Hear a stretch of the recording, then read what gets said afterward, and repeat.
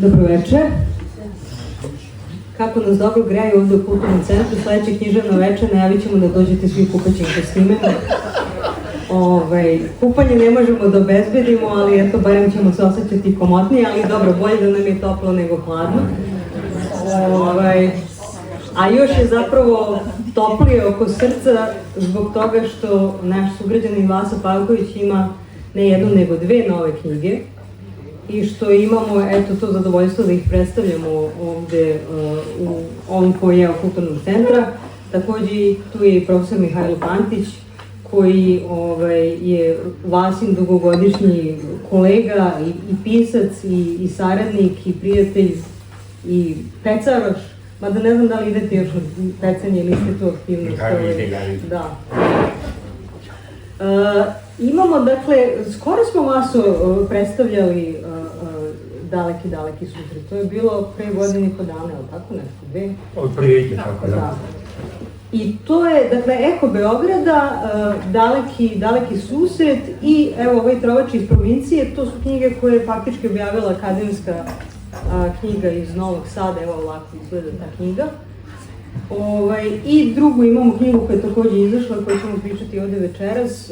Ona je izašla u književnoj opštini Vršac, Dve mogućnosti maštanja. Pa, interesantno je to da, evo, ja sad sa ljudima koji idu na književnu radionicu radimo sad vojnu sigurnost u tekstu, poeziju i sad to je za njih otkrovenje, ali još nismo došli do priče. Ali čini mi se da, evo, poslednjih godina da je više fokus na proziji nego na poeziji. Pa tačno je to baš. Prvo da vam se zahvalim svima što ste došli da nas slušate. Mihajlu koji je došao iz Beograda po ovom vrlo lošem vremenu i vama koji ste došli iz svih krajeva Pančeva, pa i okoline, pa i malo dalje okoline neke.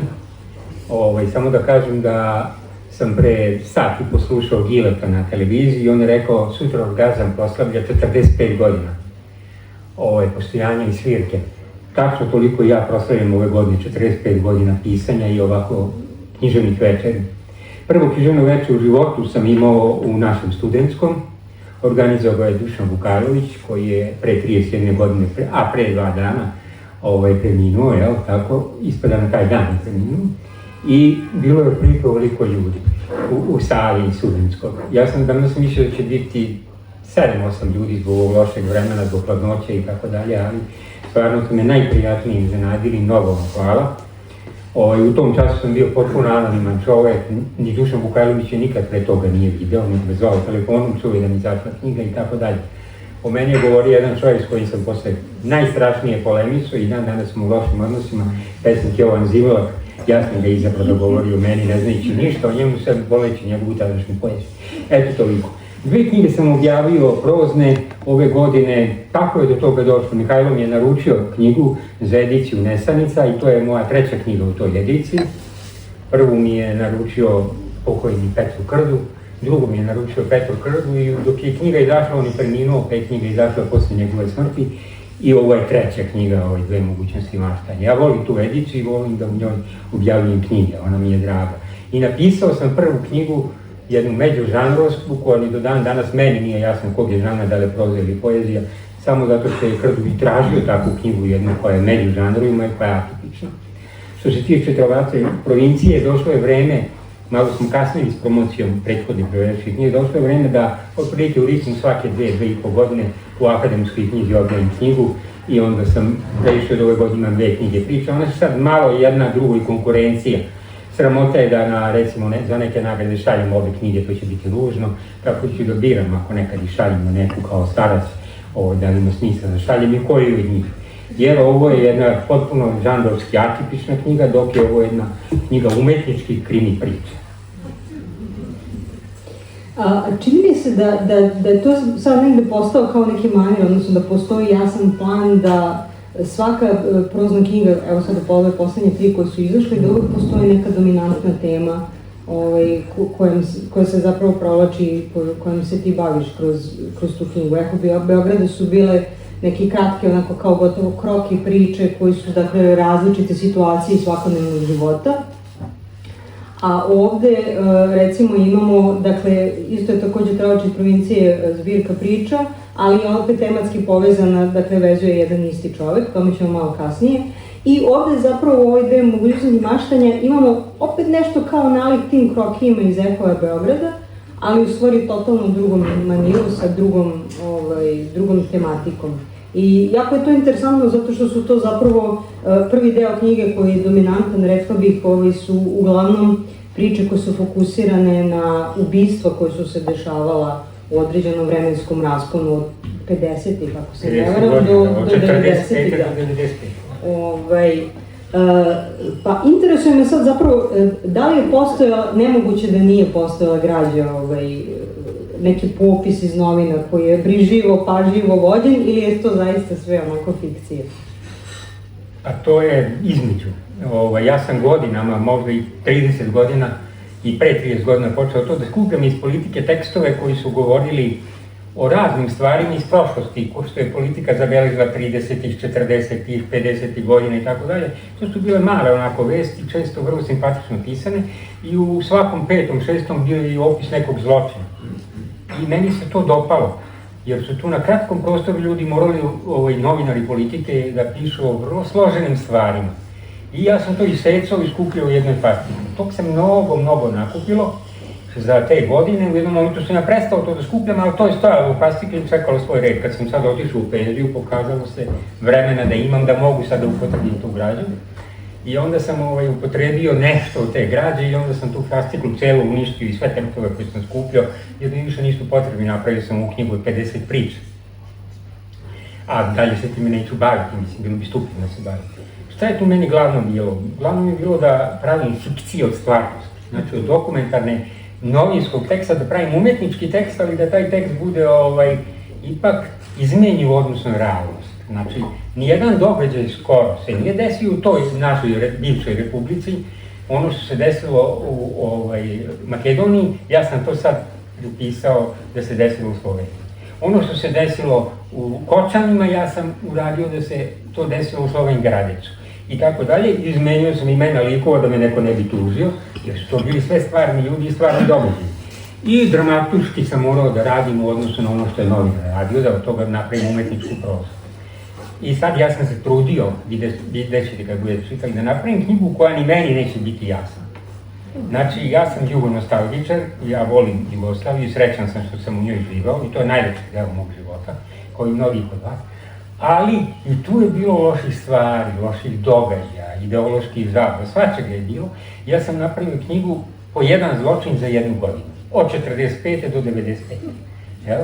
Tako da, konačne konsekvence značenja te knjige ni meni nisu jasne. Ja sam mislio da ta knjiga bude tajanstvena kad sve pročitate, jer ove priče su same po sebi kratke i efektne, ali ja sam se trudio da one moraju sve da se pročitaju pa da čovjek stvori nekakav utisak o toj zemlji, o tom vremenu, o ljudima koji su tu živjeli i s kojima sam uostalom ja živao na nekoj distanciji od 53. godine pa na ovako. Znači to je o ovoj knjizi i o njenom prvom delu. Drugi deo je sasvim drugačiji. On se umjesto stvarnosti oslanja na moje iskustvo rada u Institutu za srpski jezik, gde sam radio na rečniku srpskog jezika i svaki dan definisao reči. Sad sam, kad sam se našao u penziji, svako jutro budeći se, izdresirao sam se, pomalo sam se ugledao na Sašu Rakizića, kome se zahvaljujem što je zgodom došao na ovo večer. I ja sam se trudio da se probudim, da pomislim na neku reč. Ta je reč imala neke veze sa snom, ali često i nije imala. I onda sam tu reč zapamtio koja je ujutro i onda je otprilike uveče seo pa otkucao jednu priču o toj reči. Znači tu je trebalo da dođe do izražaja moja mašta, u stvari da se priča o toj reči na način kako je to radio recimo Danijel Dragović, hrvatski pesnik, za mene najdraži hrvatski pesnik uopšte. I onda sam tu radio te tekstove o tim rečima, za razliku od rečnika gde sam morao strahovito da budem objektivan, koliko se može u leksikografiji, ovde sam mogu da pustim sebi na volju. I sad se taj ukrštaj, što bi rekao Lazar, postoji ta dva principa, jednog dokumentarističkog i drugog potpuno fiktivnog, do kog sam sam dolazio svako jutro po tom modelu sećanja na neku reč iz sna ili iz prošlosti i tako. Najčešće su to strane reči, tako sam uradio ovaj video. Što se ovog tiče, ovo je nastavak knjige od pre 10 godina, koja se zvala 10 zaključaka. Objavio je Vukotić u Beogradu, ovaj izdavač, i sad meni se taj lik, pričali smo Mihajlo i ja, jako dopao tog advokata koji je nekad bio policajac i deo karijere je bio u Pančevu policajac, inspektor, i to je inspektor za ubistvo. I onda onih 10 priča koje sam napisao u prvoj knjizi, ja sam poželao da ponovo se družim s njim, da pišem o njemu i da izmišljam njegovu karijeru. U prvoj knjizi sam dosta oslanjao na građe. Čitao sam memoare različitih policijskih službenika, često visokog ranga, i njihove tekstove o ubistvima, o ubicama, o kriminalu i tako dalje, a onda sam na osnovu toga u prvoj knjizi pisao i priče. Neki sam izmislio totalno i u prvoj knjizi. Ova knjiga je mnogo više izmišljena. Znači, ja sam izmišljao sam te događaje, izmišljao sam zločine iz Todićeve politijske i kasnije advokatske karijere i trudio sam se da napravim jednu knjigu za nijansu veću od one. Znači, ona ima 10 priča, ovo ima 11. A da li je to slučajno ili s namerom urađeno da zapravo obe knjige mogu tematski da se povežu, da je zločin negdje kao eto ta okosnica, odnosno ono što povezuje? Ne, slučajno, mogu sam ja da napravim jednu knjigu klasične zbirke priča, mogu sam jedan roman koji treba da se završi, već 10-12 godina ga završavam pa nikako, ali sam ja rešio da opet ne pravim pauzu, sad sam već u odmaklim godinama, nemam vremena za velike pauze i tako dalje. Tako da sam rešio da imam ovu knjigu koja je tematski organizovana o Todiću, advokatu, i onda sam rešio da ipak objavim te priče. Ja sad u Kioći nemam ni jednu priču o njemu, ali nekako mi je toliko taj lik izazovan tog usamljenika koga je ostavila i ćerka i žena, otišli su u Australiju, on je ostao sam u Pančevu jednom stanu i on se seća karijere i ide ulazi u nove priče kao starac u dubokim godinama, tako što se druži sa nekim sadašnjim savremenim policajcima. I onda upoređuje svoje postupke sa tim policajcima od pre 30-40 godina svojim kolegama ili sadašnji policajci koji mu pričaju neke događaje, pa on razmišlja kako je bilo u njegovo vreme i koliko se svet na tom planu promenio. Osnovna stvar u pričama je uvek za mene bila i ostaće, i potom sam vratno vrlo konzervativan kad povedeš, da priče moraju biti zanimljive za čitaoce.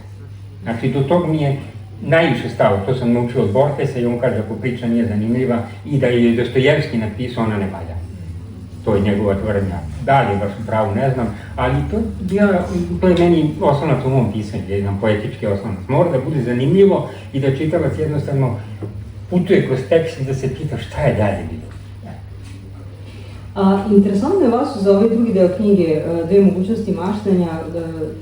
Prvo, ovo jeste neka vrsta, ajde kažemo, rečnika i zapravo može da posluži kao inspiracija za nekog trećeg, četvrtog koji će napisati neku svoju verziju priče ili možda čak i pesme. A kažem pesme zato što moj čitalački utisak je bio upravo taj da dok sam čitala ovaj drugi deo knjige, ove druge priče, da sam zapravo imala, konstantno sam čekala da se ritam proze razbije i da postane stih, zato što me je podsjetilo dosta u postupku na neke tvoje ranije knjige poezije. Ali pretpostavljam da to nije isto bilo namera, nego da je u stvari, da čini mi se da si negde pratio neki unutrašnji ritam i da je zbog toga možda to blisko poeziji, a da je opet na kraju uspelo da ostane u okvirima proze. Da, neke su dosta poetizovane, baš zato sam Dragojevića i pomenuo, Danijela. Neki su dosta poetizovani, ja sam pustio svoj nekoj pesničkoj mašti na volju da se tu opusti i da prodre kroz neke, da kažemo, slojeve jezika. A neke i nisu, bogom, neke su onako malo tvrde bliže ovim leksičkim definicijama u rečniku.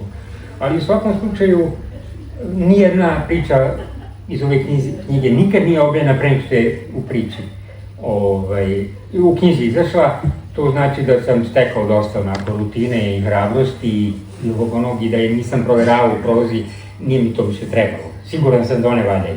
Pa sam onda samo ih objavio u knjizi, za razliku od ove knjige, kad je već bila u akademskoj knjizi, ja sam poslao dobar deo tih priča po časopisima da vidim kako će redakcije da reaguju i do sad su sve te priče izašle u časopisima, negde 2, negde 3, negde 1, ali uglavnom vrlo malo ostalo koje imaju premijere ovdje u Trovaču iz provincije.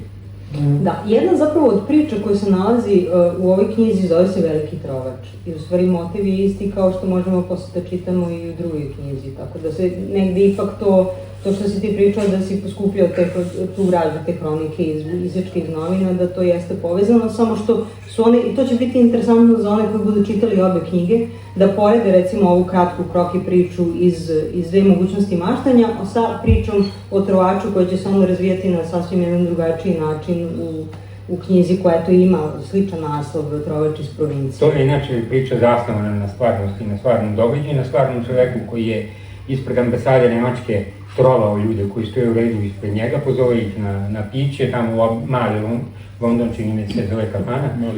Mali Pariz, izvinjam se. I on ode tamo sa njima i u momentu nekakvom zgodnom do sebe jednu pirunicu koju on sam pravi. Bio je samouk i da se našali mala hemičar. Onda im ubaci u kapu, kad se oni vrade iz toaleta, oni to popiju i izgube svest kad izađe na ulicu i on ih odžepari, opljačka i svašta drugo i on je to uspevao 3-4 godine. Dosta ljudi je tako ojadio, boga mi su neki umrli od toga, nije dobro procenio tu smesu koju im je davao i tako, to je stvarna priča, ali ja sam dosta na njoj radio, njen kostur je dat u 2 mogućnosti maštanja, ali njena razvijena, ona je jedna od najdužih priča koje sam uopšte napisao. Tu sam zaista mogao da radim na tom tekstu i da postignem efekat neke ubedljivosti. Bilo je to dosta na neki način lako u jednom takvom složenom scenariju. Tako da ona je filmična, vrlo je na neki način bilo zgodno na njoj raditi i uživao sam. Što bi rekao David Elbakari, ako ne uživaš kada pišeš priče, onda bolje da ne pišeš uopšte. Ajde da čujemo neku priču. Jednu, dve za početak. Iz jednog dela ću dve pročitati iz druge, može tako, da vidite razliku od prilike.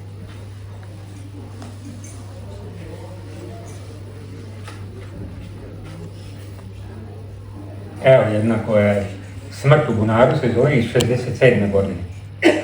U selu Bušići u Pocerini bunarađija Milisav Aleksić Aleksa je došao kod Lazara Stankovića i brata mu Stanka da im pomognu u čišćenju, obnovi i produbljivanju starog bunara. Braća Stankovići su ga jedekom vezali oko pojasa iza desnu nogu, pa su počeli da ga polagano spuštaju u bunar duboko oko 25 metara. Učesnici ovog krajnje rizičnog ispostavit će se i nemilog događaja prenebegli su činjenicu da su ručice na starom bunaru bile prilično trule. Usled Aleksine težine one su na jedare popustile i Milisav se strovalio na dno bunara. Da nesreća nastala sama pokazalo se ponovo. Od potresa jako se uzdrmao i santros na bunaru, to se na nesrećnog bunarđiju sručila ardava kamenja i zemlje. Milisav, u okolini poznat kao Aleksa, izdahnuo je zatrpan obruženom građom u samom bunaru. Braće su uhapšena i predate istražnom sudiji u Loznici.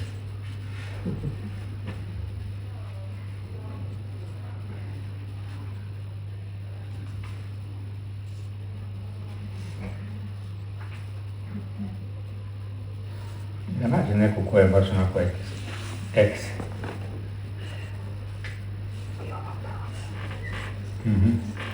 Evo je presuda razbojnicima iz 72. godine. 23. decembra u Varoškom sudu u Beogradu održan je zaključni pretres razbojnicima koji su u noći između 7. i 8. marta prošle godine izvršili pljačkaroški napad na 2 kafane ispod Avale. Razbojnici su te noći nameračili da napadnu kafanu Đorđa Divića Blaga je noć, koja je ispod same Avale, a kad su primetili da je on budan, odustali su i rešili da prvo opljačkaju kafanu Zelda, koja je 300 metara udaljena od Divićeva. U kući kraj kafane sa ženom i 3 maloletne dece spavao je njen vlasnik Aćin Grmečković. Kada su razbojnici razbili vrata, uleteli su u kuću Grmečkovića, vezali domaćina i počeli da muče njega i njegovu suprugu.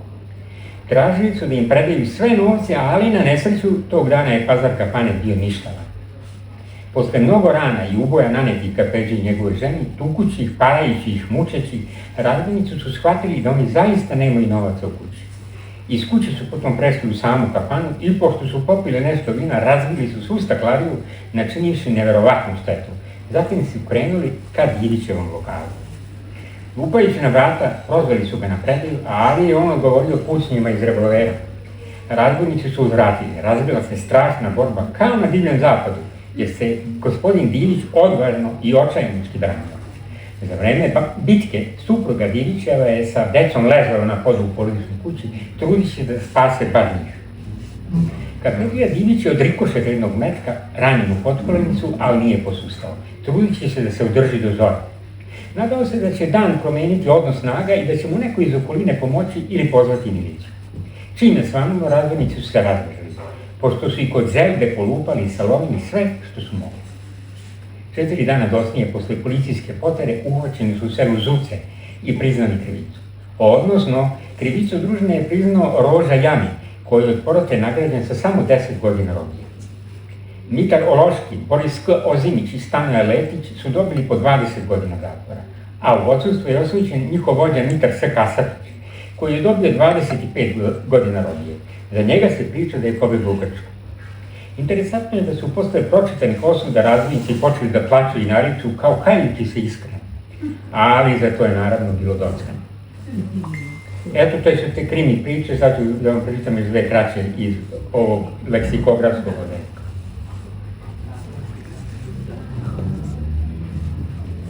Kaos. Kaos. Kaos je haotičniji od haosa, a haos je nekako bučniji od kaosa. Nema presecanja skupova ovih dveju fenomena, nego izolovani jedan od drugog i preterano vreme od svega ostalog, u šta ubrani sve nas, kaos i haos se odvijaju na svojim izolovanim teritorijama kao nekakve ćelije, dva različita i duboko zavađena bića. Ta vrtnja i slitnja u njima, ta želja da se haos, odnosno kaos, iskažu potpunim fijaskom kaosa, odnosno haosa, jedino što ih spaja, kao što se zelena boja spaja sa listom. To bi bilo dobro, ko zna šta bi tako nastalo, ali do spoja ne dolazi i sivuljavo lišće haosa i sivo lišće kaosa opadaju bez mešanja i bez bilo kakve moći reinkarnacije jednog u drugom. I sledeće, jabuka. Jednom davno je to bilo. Otkotrljala se jabuka pod moj krevet i ja sam, ne gledajući, pipajući rukom naslepo, ležeći kraj kreveta, pokušao da je dohvatim. Ubrzo sam u mraku pod njim napipao malu kornjaču, u koju se jabuka pretvorila i tren boci je zapanjeno i držao u šaci, uplašeniji od mene sama. Ali to mi više nikako ne uspeva. Kad kažem jabuka, začujem samo sebe, ja, i tu buku u posljednje njene 4 glasa. Ja, buka. Ali ja, buka, kao da je zarazila i ostale voćke, pa je trešnja postala trešnja, odnosno zemljotres. Višnja se pretvorila u nekakvu višnju boginju. I zatim, i šta više, bresklenom batopejom sa 3 krajnja glasa u sebi na pačeći način zarazila i reč smokva. Za razliku od reči breskva, kao da je Kajsija nedvosmisleno postala ili ostala izvesna rimska boginja. Kajsija. Dok se orah pretvorio u finalni znak osjećanja koje obuzima mene ili po bilo kog drugog kad izgovori orah. Ali ruku na srce, pogotovo zimi, i ima bile koje od pominjanih voćke.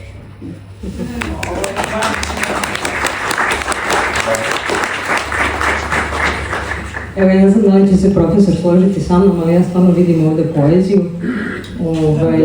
Meni je drago da je profesor Mihajlo Pantić ovde, mi smo skoro takođe predstavili njegovu novu zbirku priča, sad više nije toliko nova, ali, dakle, eto, kao neko ko se bavi književnošću i koji takođe se bavi pisanjem, pre svega priča, čini mi se da je ova saradnja sasvim došla onako prirodno i lako. I evo sad puštam profesoru da on kaže neke svoje impresije o jednoj ili možda obe knjige, ili možda nečemu treće. Da. Najpre da vam se zahvalim što ste došli u za mene iznenađujućem broju. To je znak koliko uvažavate, naravno, mog prijatelja, više decenijskog Vlasu Pavkovića i lepo je to videti. Nekako se prijateljstvo iskorenilo iz književnosti, to mogu da vam kažem na osnovu svog iskustva. Još ste mediji, književne večeri, ja tu i Vasa i ja imamo kilometražu, nepristojno je reći koliko, vidimo da je to nešto što je onako, ipak pripada nekom razdoblju koje više nije ovo razdoblje. Ali svejedno, lepo je onako naći svi malo popričati o nekim stvarima koji su izvan svih ovih trivijalnosti i ozbiljnijih tema koje nas jeli svakoga dana na ovaj ili onaj način okupiraju. A sa Vasom imam jednu vrlo dugu priču, to je jedno od najlepših mojih književnih prijateljstava, nažalost, kojih je sve sa godinama sve manje i manje. Pa mogu recimo za početak da dopala mi se ova njegova objekcija kad je rekao da mu nije jasno šta je reč, šta je zapravo ta njegova knjiga Dve mogućnosti maštanja. I onda sam ja pomislio da bi u stvari trebalo napraviti jedan ovako usmeni pledoaje za pohvalu nejasnosti. Jedan veliki filozof je rekao da je razumljivost smrt poezije.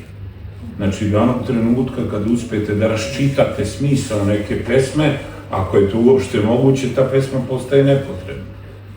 Ili se svodi na nekakva trivijalna značenja tipa život je prolazan, ili svi smo smrtni, ili lepa su stara vremena, ili whatever, tako možete do 300 i nazad. Ali u vrhunskoj poeziji uvek ostaje jedan prostor koji je, tako da kažem, racionalno nenaseljiv. Ne možete ga otključati i to je poezija. Taj prostor u kome jasnost ne mora, a pogotovo ne logika, ne zdrav razum. Ja pišem o poeziji kao i vas preko 40 godina i uvek se prenem na ono pitanje, a šta ti to zapravo znači? Ja pitam, a da li to uopšte nešto mora da znači? I onda pitam, kad slušate neku pesmu, recimo uzmete vrhunsku pesmu, slušate neku simfoniju i osjećate, kad ste na koncertu, kako postajete jedno bestelesno biće. Počnete da levitirate i niko vam u tom trenutku neće reći šta to zapravo znači. Šta znači Beethovenova neka simfonija? A poezija je, kao što znate, muzika jezika. Znači, ona ima i taj jedan, da kažem, auditivni, jedan zvučni višak. I na osnovu ovih teza ili, kako bih rekao, tako nekih za ovaj trenutak, ad hoc skupljenih asocijacija, ja bih zaista mogu da napišem jednu ne pohvalu ludosti, nego pohvalu nejasnosti. I ova edicija koju ja uređujem već 6 godina u književnoj opštini Vršac, što mi je drago, jer ja celog života uređujem knjige, a sad sam, eto, u tim godinama kad mogu da objavljujem knjige svojih prijatelja, odnosno da im naručujem knjige. Pa sam tako pre godinu dana rekao Vasi, bilo bi dobro da mi daš nešto za Nesanicu. On je rekao, da, volimo, to ste čuli, tu ediciju, i poslao mi ovu knjigu. Ta knjiga nije imala naslov, i to treba isto reći.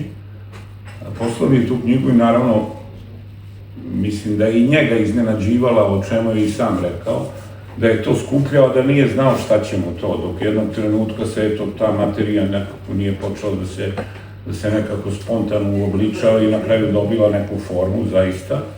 I u jednom i u drugom slučaju. I onda smo se nešto dopisivali i ja sam rekao, ajde da malo razmišljamo o naslovu.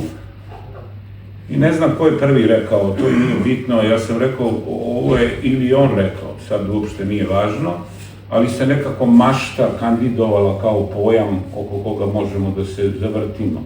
I onda je on rekao Dve mogućnosti maštanja, ja sam rekao to. To je bilo to je bio bingo. Zašto? Zato što ja, inače, o tome sam već i pisao i imam sam neki kurs kreativnog pisanja, više decenija. Mlade moje kolege sam dosta vremena potrošio da ih uverim da maštanje nije sloboda bez obala. U stvari, pisanje je jedna disciplinovanje mašte, ne disciplina kičme, nego disciplina mašte. Znači, morate toj svojoj mašti da date odgovarajuću formu, a ta odgovarajuća forma, kao što kaže Charles Simić, u jednom trenutku će obaviti sadržaj, odnosno porodit će odgovarajući sadržaj. Ako nemate formu u kojoj ste uobručili tu maštu koju imate u sebi, onda niste na polju književnosti, nego u polju neke proizvoljnosti. Ja sad, kažem, ja vas učitam decenijama, kao što i on mene čita, naravno, to je prirodno, i uvek sam u stvari čitajući njegove knjige se pitao, i sad to mogu glasno i da kažem, uvek sam se pitao, dobro, šta će sad on to novo da smisli? Jer Vasa ima jednu radoznalost koja se na kraju, kad pogledate taj opus koji je stvarno respektabilan, i kad pogledate njegove knjige pesama, i kad pogledate njegove knjige priča i romane, kad pogledate njegove knjige kritika, vidite stvarno jedan po svemu respektabilan i raznovrstan tako opus. Vasa ima jednu jedan, pa mogu slobodno da kažem, ne višak, ne maštovitosti, nego višak radoznalosti. Po čemu se to vidi? On recimo ima jak afinitet prema stripu, ima jak afinitet prema filmu i tu bi sad moglo da se napravi jedna priča, recimo, pošto su sad u modi da se prave ove televizijske serije beskonačne, ja mislim da bi se na osnovu ove druge njegove detektivske knjige u stvari mogla snimiti. Svi ste primetili da je to vrlo scenično, jel da? Prostor je vrlo jasan, konkretizovan, određen, vreme je jasno određeno, likovi su formulisani, definisani, ima jedan živ dijalog. Tako da je to ima i nekakvu, da kažem, scenarističku i filmičnu vrednost, a ima i ono što je on akcentovao, jeli, tu vrstu zanimljivosti koju intriga uvek pobudi u čitaocu ono pitanje, dobro, kako će se ovo razrešiti i šta će biti na kraju i šta će biti dalje i tako dalje i tako dalje. I sad je on u stvari, to su ipak knjige od istog pisca, ja bih tako rekao, bez obzira na to što su one među sobom različite, a ta različitost je mnogo veća unutar jedne knjige nego između te dve knjige. Jer je ta recimo njegova sklonost prema, to je sad već malo u tim godinama, ja mislim da smo u tim godinama kad nas su malo teške i crne misli nas češće posećuju nego inače, jel da? I onda se stalno vrti ta priča o zločinu, o ubistvu, o kazni i tako dalje, naravno sa jednim neskrivenim melanholičnim tonom, to ste mogli da čujete iz ove dve priče o jeziku, mogli ste da čujete i to je ono što vas vuče za liričnost i tako to, jeli, to ima te veze, dakle, unutar ove dve knjige on je u stvari spakovao nekakve svoje, da kažem, dugogodišnje preokupacije koje su sad nekako uzrele, odnosno došle su do praga izričaja, do praga da, jeli, formuliše te dve svoje knjige. Ova druga knjiga koja je meni data je meni zanimljiva zbog toga što tačno gađa prirodu edicije Nesanica. Zašto? Pa tu se uvek objavljuju, ili najčešće objavljuju knjige koje baš ne možete potpuno da, ono što kažem, žarovski definiše. I ja sam imao recimo isto to zadovoljstvo da, nažalost i tugu, da tu objavim posljednju knjigu mog prijatelja Davida Albakarija, koja je isto knjiga minimalističkih priča. Minimalističkih priča isto tako vrlo, David je kao i Vasa umeo da napravi priču od bilo čega. Mogu je da napravi priču o, ne znam, o flašici vode koja stoji na vašem stolu. Da tu nešto pronađe, da iskosi perspektivu, da napravi neki obrok, da kažete, gle čuda i flašica vode može se videti i na taj način. Dakle, ta knjiga nekako kao da opravdava prirodu edicije Nesanica. Jer njen taj oblikovni moment nekako izmiče nam, pa i nek izmiče i ne treba da nam bude do kraja sasvim jasno. A ova druga knjiga, jeli, Trovač iz provincije, je potpuno drugčija, ona je vrlo disciplinovana knjiga. To je jedna knjiga sa vrlo jasnom temom, to sam već rekao, sa vrlo upečatljivo oblikovanim glavnim likom koji ima svoju istoriju, svoju egzistenciju, koji ima, znači, sve ono što lik čini likom, i tu se ima jedan onako koncept koji je vrlo dosledno izveden po pravilima onog što se zove proza detekcije, i Vasa to ne krije, on kaže na kraju da je taj uticaj te detektivske takozvane književnosti na njega, jeli, za njega važan, i spominje Žorža Simenona, verovatno bi se tu još moglo dodati još neki od tih autora koji su obeležili, odnosno formirali takvu vrstu književnosti. Eto, znači, Vasa moj onako, za svih ovih 40 i kusur godina, koliko znamo, u stvari i dalje demonstrira tu svoju neugasnu, ja bih to tako rekao, radoznalost. A radoznalost, ovo nije bila logička freudovska greška, nego prerano sam požurio u poentu. Radoznalost je dobar vademekum za ravnodušnost. Gde nema radoznalosti, ima mnogo ravnodušnosti. To sam hteo da vam kažem. Ja ne mogu da odolim, samo malo da ne skliznem u digresiju, ali zapravo i dalje pričamo o pričama i o ovome što je Vasa napisao. Vi ste priredili jednu jako interesantnu, jako dobru knjigu za ljude koji su ljubitelji čitanja i za ove koji žele da probaju da uče nešto o pisanju. To je Mala kutija, to je dakle zbirka najkraćih priča srpske književnosti. I sad, pomenuli smo i ovde zapravo da eto, postoji u ediciji Nesanica, da postoje te minimalističke priče, da pomenuli ste Ivan Baharijevu tu knjigu minimalističkih priča. Interesuje me, eto samo u kontekstu mi je važno i to što, evo sad pričamo o ovim dvema Vasinim knjigama, dakle, koja je pozicija trenutno takve vrste priče u našoj književnosti? Čini mi se da ono tako iskrsava povremeno, da nije više toliko pravilo i da ne postoji kod nas pisci koji dosledno pišu baš kratko ili ono flash fikciju, u tom smislu nije zastupljena toliko kao neke druge forme. Nećemo da pominjemo roman, jer to je sad van teme. I koliko je zapravo, kad bi se vratili onda nazad na evo knjige o kojima pričamo danas, koliko su zapravo možda te knjige značajnije i vrednije za uopšte našu književnost? Da, to je jedno veliko pitanje, to je pitanje takozvane poetike sažetosti koja ne traje dugo.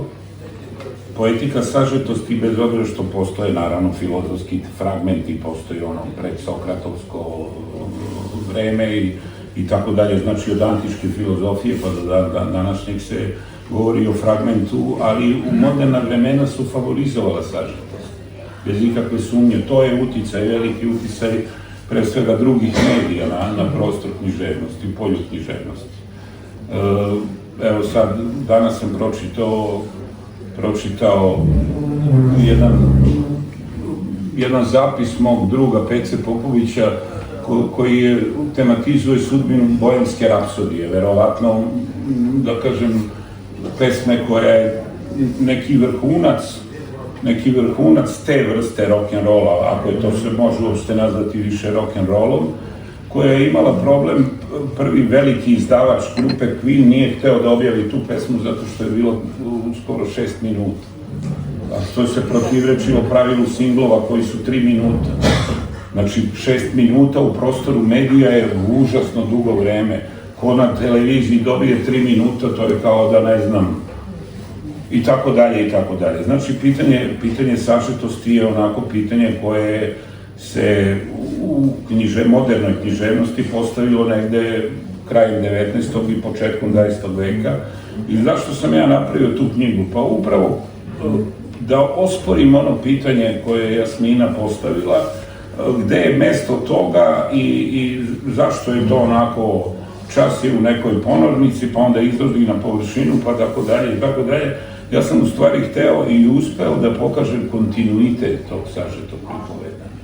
Ispalo je da imamo od Stevana Sremca do dana današnjeg, do najmlađih pisaca, uključujući neke naše najznačajnije ili najveće autore, mi u stvari imamo jedan kontinuitet sažetog pripovedanja. I sad, zašto Mala kutija, sad sam se setio kad je Vasa pričao kako je imao fasciklu, ja nisam imao fasciklu, ja sam imao kutiju za cipele.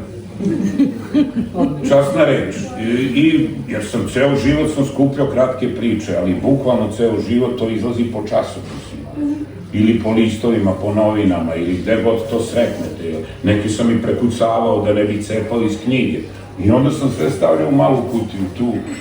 I kad je došlo do toga kako da dam naslov toj knjizi, dobro, Mala kutija je i geniozan ciklus, to znate, Vaska Pope. To je ono čudo veliko, to je najbolja poezija, naša modernistička, bez imalo sumnje, to govorim, ali ja nisam mislio na Vaska Popu, što je sad malo smešno, ja nisam mislio na Vasku kutiju, Malu kutiju. Ali dobro je došlo. Da, ali dobra je analogija, jeli? Neko će pomisliti na Malu kutiju Vaska Pope, čak su i pomislili kako sad proznoj knjizi daješ poetski naslov, a ja sam sve vremena, časnu reč, mislio na moju malu kutiju za cipele.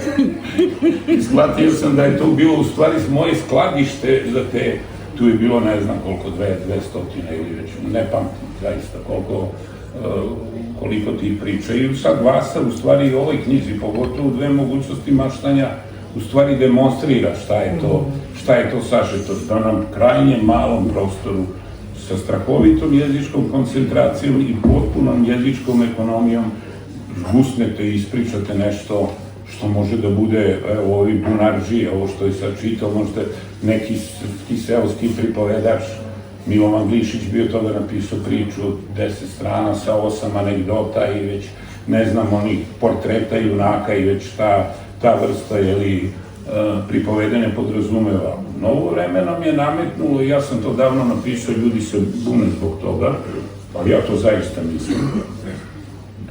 Ja mislim da pravo da pišu opširno imaju samo najveći pisci. Ja kad dobijem roman nekog savremenog pisa, sve češće dobijam, koji ima 400 ili 500 strana, ja se najiskrenije zapitam zašto bi ja ovo čitao? To sad nekom deluje anegdotski, ali ja to stvarno mislim. Zašto bi ja čitao? Ja nisam pročitao, ne znam, mogu da vam nabrojim najveće svetske knjige, ili, ne znam, Don Kihota sam čitao kao student, šta ja pamtim iz Don Kihota. A šta je to novog autora? Ne, pročitao sam moju borbu, sam pročitao prvi tom i kad sam vidio da je čovek upan, ja sam rekao svaka čast, ti vozi dalje nas 3000 strana, ali ja to neću čitati, pa nema nikakve potrebe za tim, najiskrenije. Ja mislim da samo vrhunski najveći pisci, na svu sreću i postoji danas takvi pisci, postoji danas Salman Rushdie, postoje ozbiljni autori, mislim, tu spora nema. Oni imaju od mene nekakvu, da kažem, neki prolaz kad napišu knjigu od 300 ili 400 strana. Sad neki krajnje anoniman čovek ulazi, stupa u polje književnosti sa takvom pretencioznošću i odmah nas gađa ciglom koja može da nas rani ukoliko je neko baci sa drugog sprata. Tako da mi nisam pristalica toga. Ja sam zaista i kao pripovedač, evo, kao i kritičar i kao to što imaš, ako ne umeš da mi kažeš na 5 strana, ne moraš pisati 50. To je neki moj imperativ. Eto, to sam mogu da vam kažem o maloj kutiji. Znači, kutija za ciper, od primjera. Zapravo imamo ovde i Vasinu malu kutiju, ali jeste to zaista interesantan fenomen, jer sve govori u prilog tome da bi kratka priča trebalo danas zaista da bude jako popularna forma. A opet i dalje svi jure ka romanu. Nije, zašto nije? Zato što je izgubila prostor u medijima. Ne izgubila prostor, nema u dnevnim novinama više, politika je nedeljom, a često bilo, boga mi 2 još termina, objavljivala priče, sad nema ni jedan termin za priče, isto važi sve druge novine, tako da to je bila novinska forma kad se pojavila u vreme Edgar Allana Poe, jel? I onda izgubila je u časopisima. Vi sve više u časopisima vidite prozne delove gde piše ispod, na poslednjoj stranici odštampanog teksta, odlomak iz romana u nastajanju. Ja to u principu ne čitam odmah, sem ako autor nije Vladan Matijević. Da, ili ako je Ljubica Arsić, kad znam da sam s majstorom u dodiru. I tako da mediji utiču strahovito na žanrove. 80. godina kad smo mi počinjali, a mi smo doslovce 2 poslednja apostola kratke priče. Doslovce u srpskoj književnosti u ovom času, koji ih i dalje pišu i vole, onda u 80. kad smo počinjali, kad je David Albahari pokrenuo čitav taj proces male srpske proze, bilo je mesta koliko god si hteo. U književnoj reči priče na sve strane. Književne novine videle kako dobre priče se pojavljaju i dobri mladi pisci i oni vrlo brzo počeli one da objavljaju dosta priča, kratkih. Tu su bila Polja, tu je bio tadašnji letopis Mace Srpske koji je bio jedan od najavangardnijih časopisa u tom času. Nije bio kao sad najtradicionalniji i najgore što postoji. Tako da bilo je prostora i prostora i onda su ljudi zaista i pisali. I kad smo počeli kao mlada srpska proza, bilo je među 50 i 60 pisaca. Međutim, sad je ostalo, evo, nas dvojica i još dvoje, samo što bi rekao, da ju ne imenim koji su još ta dvojica. Tako je to, nažalost. Menja se i uticaj samog vremena, uticaj savremenih medija utiče na to. I da kažemo, na mene je naravno uticalo to. Ja sam ostao u suštini pisac kratke proze, iako sam napisao 3 romana, ali ti romani su fragmentarni u stvari. Oni se sastoje od fragmenata koji su ulančani, ja mislim, logički u romane kakve su neki drugi veliki pisci pisali, mnogo veće. Tako da to je to, ali izazovno je jednostavno rečeno i dalje pisati tu kratku formu, bar meni i Mihajlu. Izazovno je ulaziti u te rizike žanrovske, izazovno je na neki način ući u tu malu formu, naći se u njoj kao u nekakvoj lopti i u jednom momentu osjetiti kad treba da izađeš. Kako treba da izađeš i da je pogledaš sa strane i najčešće da kažeš dobro je ovo čovječe, dobro mi je pošlo za ruku. Gotovo da po pravilu te male priče, kartice, 2, 3, nema mnogo potrebe da radim kasnije. Jer sam toliki veteran da gotovo je odmah kad izađe. Vrlo retko šta tu ja ne imam.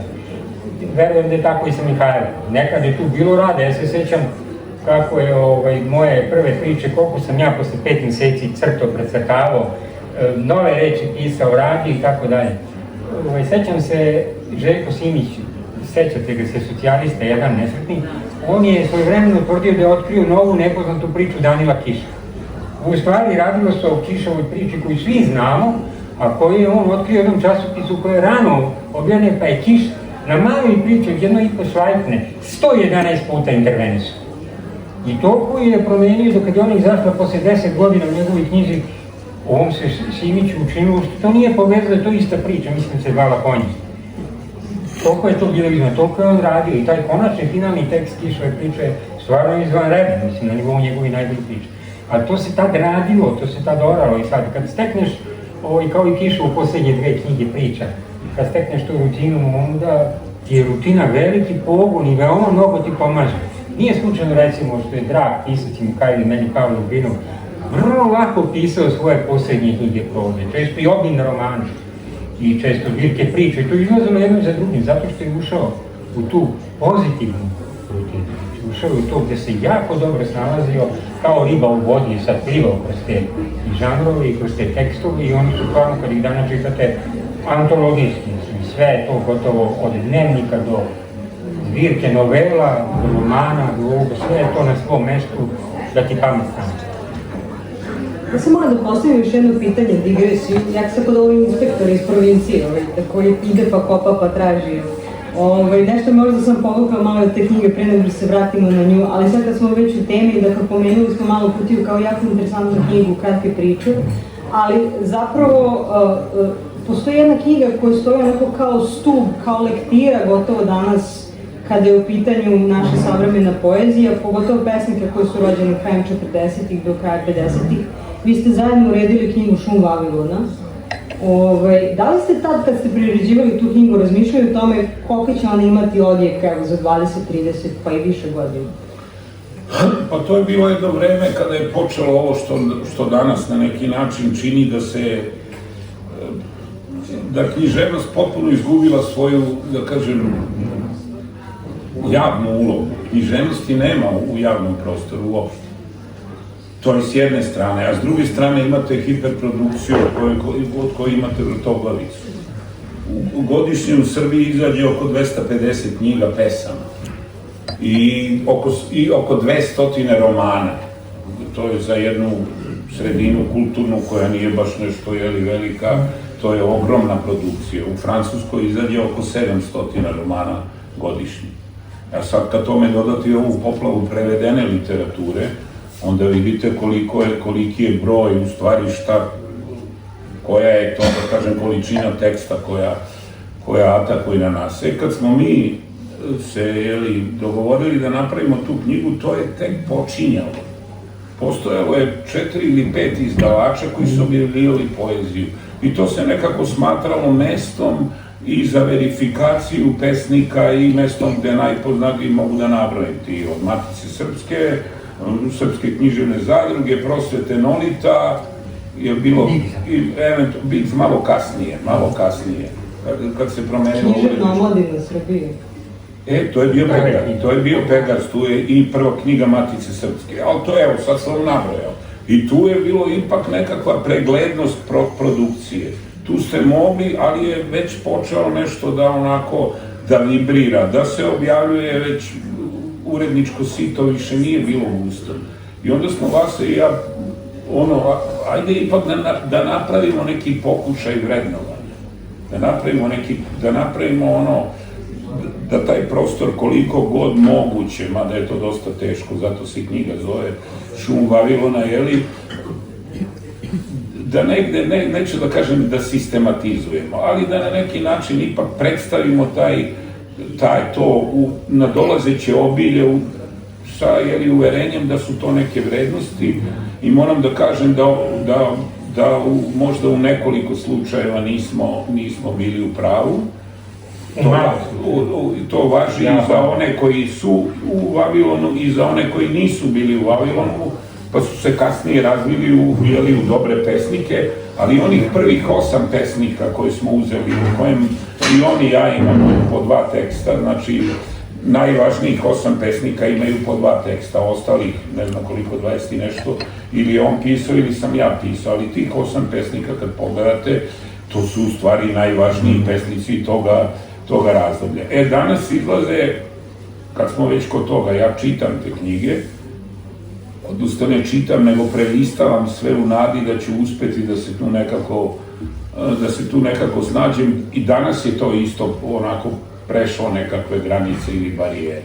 I danas se isto objavljuju antologije, nema godine da ne izađe neka antologija poezije, malo koja zasluži etiketu relevantnosti. To su zapravo više panorame i izbori, ali koriste taj popularan naziv antologije, zato što on zvuči primamljivo za čitalac. I to je tačno. Znači, tu je više u prvom planu, i onda se svi pitaju onih isto krajnje trivialnih pitanja ko je ušao, ko nije ušao, a zašto ovaj ima 5 pesama, a zašto ovaj ima 4, ko da smo na pijaci pa se cenkamo. Tako da naprosto nema, vrlo je teško.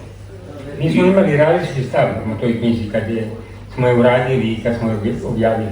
I dok smo radili na njoj i dok smo išli da pregovaramo sa izdavačem, Mihajlo je rekao, uradili smo strašnu stvar, to će obeležiti sve na mnoge naredne decenije i tako dalje. Jedno sam bio tako siguran, bio sam srećan što smo uradili i što smo je napisali i tako dalje, ali Mihajlo je verovao u njenu budućnost mnogo više nego ja. I bio je u pravu, to je jako lepo što je bio. Samo jednu anegdotu da vam ispričam. Mi smo uradili rukopis i otišli smo u književnu zajednicu Novog Sada kod Milorada Grujića, pesnika i proznog pisca, da ga ubedimo da on to objavi, svesni da je to veliki rukopis i da to dosta košta, već smo znali šta je izdavaštvo. On je nas je dočekao u svojoj kancelariji i rekao, vidite, ja sad idem do Srpskog narodnog pozorišta. Vi morate u tih 200 koraka da me ubedite da ja to objavim. Kad stignemo do zgrade, više vas ne slušam. I mi smo išli s Maj Jovnjinom s njim i pričali, to je dobra knjiga, mi smo mislili to će značiti ovo, sve su. A on je žurio baš onako, kad je došao kad smo ušli u pozorište, on kaže, primljaj vam je rukopis. I objavio je ga u roku 3-4 meseca, išli smo po primjerke, ali to je jedna od tih najlepših priča, mislim, kad sam objavio neku knjigu, da sam morao urednika glavni i odgovorno da ubedim u 200 koraka da objavi jednu baš onako grandioznu veliku knjigu sa velikim brojem strana koje mora mnogo para da uloži. Da, i zapravo mi posle nismo imali knjige tog tipa sa tako kritičkim pristupom, odnosno prikazivanjem svakog pesnika, a neki zaista njih su imali tad po jednu objavljenu knjigu. Mislim da je Jan Leingold tad imala jednu objavljenu knjigu kad ste vi objavili Šum Vavilona. A sam Lukić imao jednu, posljednju knjigu, da. Morala sam da pitam, prosto zato što čini mi se da bi bilo interesantno da negde izvučemo i tu knjigu onako malo iz prošlosti. Kad ste skupljeni ovako zajedno. Pa da, to nam stoji u belešci o piscu, uvek na kraju knjige ima objavio je to i to sa Vasom Pavkovićem ili Vasa Pavković sa Mihajlom Pantićem, tako da je to ostalo onako... Da, 4 knjige smo zajedno uradili, tako da se ne pišemo, samo Šum Vavilona. To su dobre knjige inače, nisu loše uopšte. Ostale 3 koje smo uradili. Mislim da kažem nešto za kratku priču. Ona u srpskoj književnosti ima zaista povlašćeno mesto i knjige kratkih priča. Zašto? Po mom mišljenju zato što na početku tog žanra stoji najbolja knjiga kratkih priča koju mi imamo ikad. I nikad bolju nećemo imati. To su Božji ljudi Bore Stanković. I sad svi mi koji smo došli posle njega i 100 godina dosnije, ako smo stvarni pripovedači, mi pročitamo tu knjigu negde na početku svoje karijere i vidimo koje je to suvo zlato. I onda Ako držiš do sebe, ako držiš do, ne znam, vrednosti u književnosti, moraš da paziš šta pišeš ako se baviš tim žanrom kratke priče. Zato ja imam u ovoj knjizi, recimo, priču koja se zove Belo brašno. To je jedan od Borinih junaka sa onog Vranjanskog groblja. Da, i svojevremeno je Goran Petrović, dok je bio urednik u Službenom glasniku, napravio knjigu koja je na neki način omaž, nazvao je Božji ljudi, gde su pisci bili pozivani da po nekoj od priča ili u duhu priča Boris Stankovića napišu. Slavoljub i ja smo ih zvali, Slavoljub Marković i ja. Pa da, to je bilo 2010. ili 11. Mislili smo da neće mnogi odgovoriti, pa smo tražili čak 48 pisaca da pišu priče o Božjim ljudima. I na naše veliko čuđenje javilo se 52. To je dobar bio znak u stvari. Da. Dobro, Trovač iz provincije zapravo dolazi, evo mogli ste to i sami da vidite, u stvari iz velike Vasine ljubavi prema pripovedanju. I ako čitamo i njegove prethodne zbirke priča, mi zaista možemo da vidimo da postoji ta pre svega ljubav čitalačka. U nekim ranijim pričama mogli smo da primetimo kako Vasa često koristi deo neke rečenice nekog pisca ili kaže ovo je pisano po Singeru ili po Kortasaru. I onda se desilo u jednom trenutku Vasu da zapravo iz takve ideje komunikacije, uspostavljanja kontakta sa nekim pisem koji ti se u tom trenutku sviđa ili koga voliš da čitaš, su nastale i brojne knjige, stvarno je to bilo negde, čini mi se, popularno, brojne knjige koje su objavljene baš tako što su imale naziv po Kortasaru ili po Singeru. I onda je to dalje se proširilo u, ne znam, sportsku priču, erotsku priču, krimi priču i tako dalje, tako dalje. Koliko su ta iskustva i sa strane uredničke, priređivačke, a i kao samog autora za tebe bila važna i dragocena? I koliko su one negde možda i doprinale, eto, možda toj popularizaciji dodatnoj priče kod nas? Pa svi ti pisci koji si pomenula, nisu samo tad bili moji voljeni pisci, nego su i dan danas. Znači, ja i dan danas volim Kortasara ko što sam ga volao pre 35 godina. Isto važi za Singera, isto važi za Charlesa Bukowskog. Znači, to su pisci u koje sam se ja uverio čitajući njihove knjige da su oni za mene majstori tog žanra i onda sam pozivao ljude nekad sam, nekad u kooperaciji sa mojim kolegama, recimo sa Mihajlom, da napravimo te omažne projekte gde pozivamo srpske savremene pisce da napišu neku priču u čast određenog pisca i iz neke njegove tematike ili iz nekog oblika kojim on voli da piše i tako dalje i tako dalje. I to je bio jedan mnogo lep posao, ja sam volio da ga radim. A onda se došlo do žanrovske priče, krenuli smo ljubavne, erotske, pa smo terali preko krimi priče, horor priče, sportske. Na kraju me Saša Radonjić iz Solar iz knjižare postakao da napravimo i knjigu priča koja govore o ratu s NATO-om, pa smo i tu knjigu napravili i tako dalje. Tako da dosta je to lepih bilo projekata. Meni je tu najlepša stvar što neki mladi pisci kojima sam pomogao da prvi put objave svoju priču i to u odličnom društvu najboljih srpskih pisa svog vremena su posle trajali projekte, ali me niko nije zvao da ja budem u tom projektu. To mi je bilo najlepše posle 10-15 godina. Oduševljavao sam se kad vidim da je neko uradio po projektu, po nekom piscu, a nije mi uopšte ni pozvao, nego odjednom vidim u Laguninom katalogu knjigu. Ko vidi, super, majke. Da, Laguna je preuzela taj koncept i onda je za svaki jubileje ima naravno o Ćopiću, o Andriću, o Crnjanskom, o Bekiću, cela biblioteka pripoveda ili priča pisane kao što je rečeno već, ili o motivima ili o samom pismu.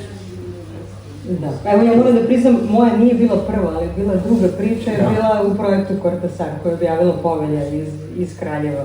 Stvarno nisam nikad pisala priču, tako Vasa kaže, hoćeš da napišeš, pa ajde da probam. A ti koji ja voliš da pišeš po narudžbini. I nije loše ispalo. Odlično. I zapravo, evo sad, da. Sa klavirom je malo teže. Sa gitarom malo lakše. Da. Na jednoj žici. Na jednoj žici, da. Zvonko Bogdan možda. Mislim da, bilo mi je to važno zbog toga da možda je to neko koji možda pomalo i zaboravio shvati kako smo došli do ovog Trovača iz provincije i da je to zapravo sad takođe jedno poigravanje u okviru određenog žanra i testiranje nekih svojih granica ili ispitivanje nečega što je želelo da se kaže u okviru te knjige, mada evo postoji na kraju, postoji napomena zapravo da su ove priče pisane postupno, da to nije bila knjiga koja je napisana jedanput, nego da je zapravo pisana godinama, da se vraćano sporadično, da je taj inspektor živeo, onako malo živi, malo spava, pa onda opet iskrsne i tako dalje. A šta je sledeće onda? Horor? Možda neka horor scenografija ili sledeće? Nije, ja generalno ne volim horor, ni filmove, ni prozu, tu ne nalazim sebe. Pa mogu da kažem da jednostavno rečeno posticao me taj lik da pišem, eto, 21 priču sam u njemu napisao. I šta me još posticao? Mogao sam da se vraćam u vreme od 5-30-40 godina i ideologijene tog vremena da proveravam sad sa ove distance i sa svojih zrelih godina. I mogao sam da pišem o liku koji je duboko pozitivan, koji je duboko verovao u društvu u kom je živo i tako dalje. I sad nije ni mnogo razočaran kad je u duboke starosti.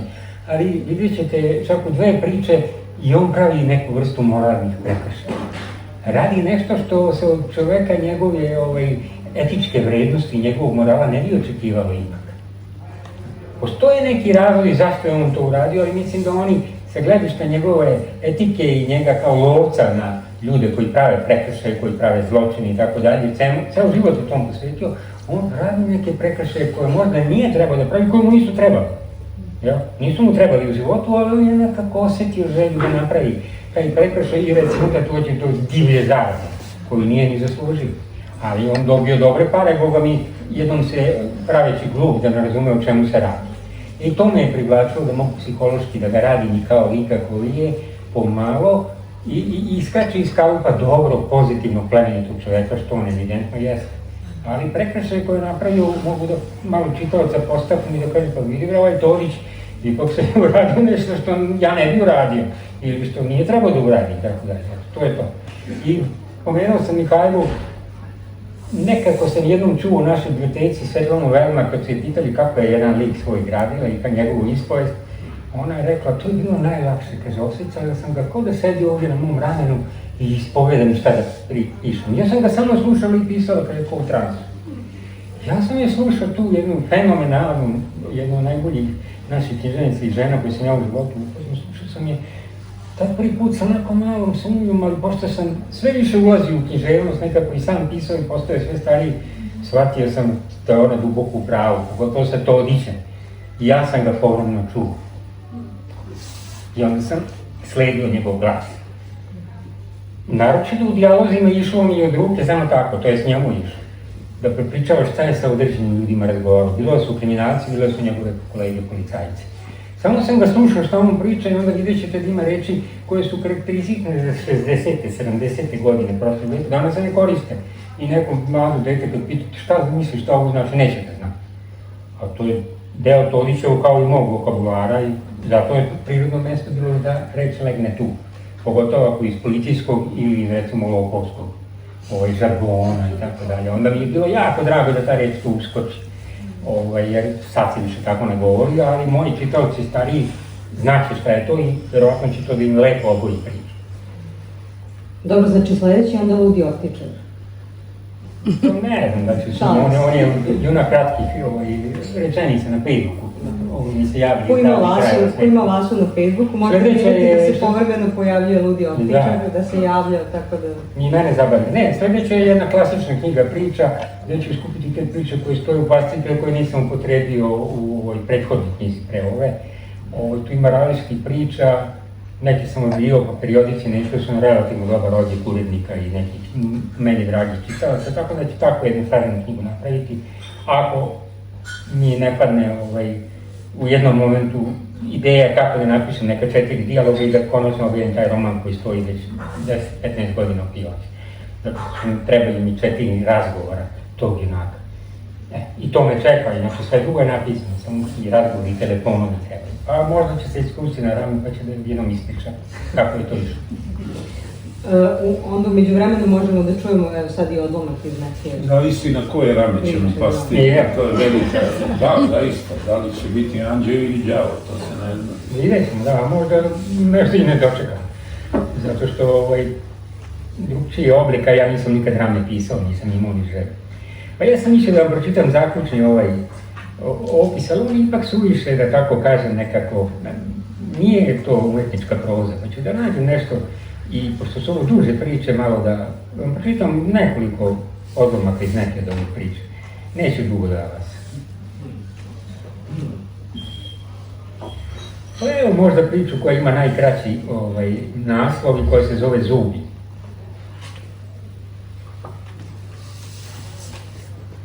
Otkad mi je žena otišla u Staraliju kod naše ćerke Dragane i otkako sam neotklonivo usamljen, jednom mesečno odlazim u glavni grad. To se uspostavilo kao ritual.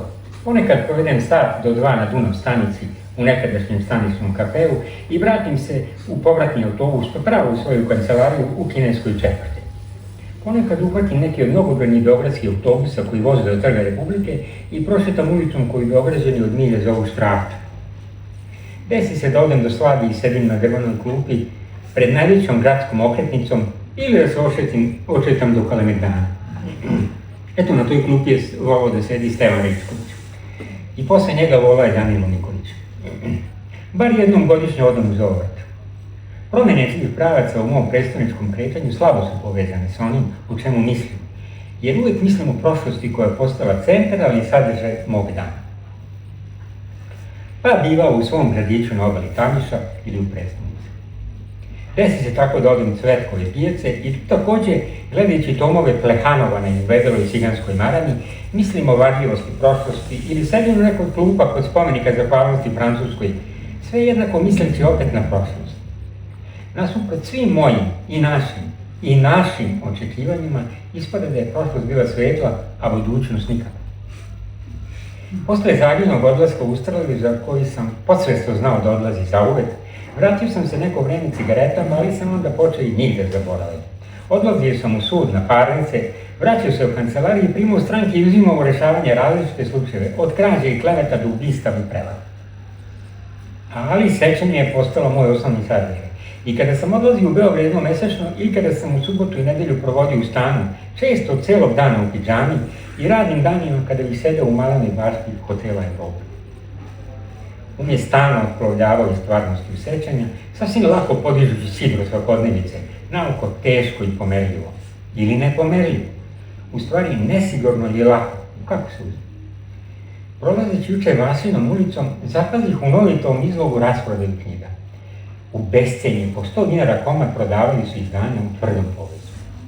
Behu to uglavnom meni nepoznati pisti, pa sam ušao u knjižari i uzao 5 knjiga čiji su autori Rusi. Tako sam manje rizikovao da kupim neko bezlično literarno istraživanje, ako se to tako kaže. Za 500 dinara kupio sam u stvari 3 romana i 2 zbirke priče. Dok sam se autobusom vraćao u svoj posljednji grad, listao sam žuto-koričenu knjigu ruskog pisca Rasputina.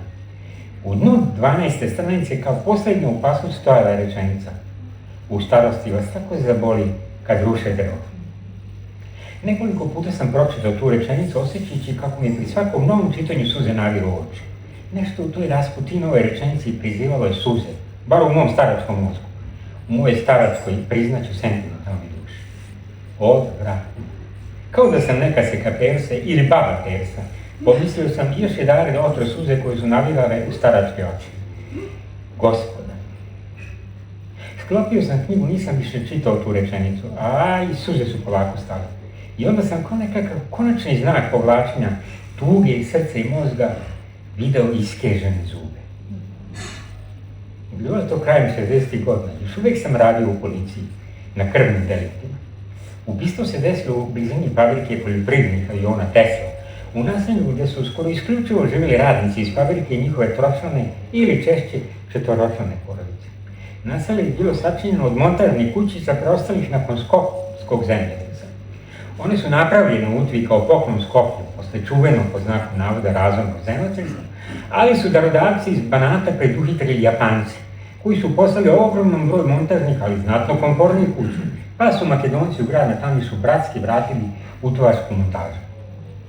Fabrika je zatim otkupila veliki komad zemljišta u blizini svog aerodroma, korišćenog za ispitivanje probnih modela poljoprivrednih aviona i načinjala mikronaselje za potrebe svojih radnika. Bile su to montažne kuće sa 2 ulaza i malim baštama kao i montažnim garažama kraj njih. Miran kraj, porodičan, u sada sasvim zaboravljenom socijalističkom smislu. Otuda je šok u gradu i neverica u našoj policijskoj službi kada je ubistvo počinjeno tu, u porodičnom naselju montažnih kuća.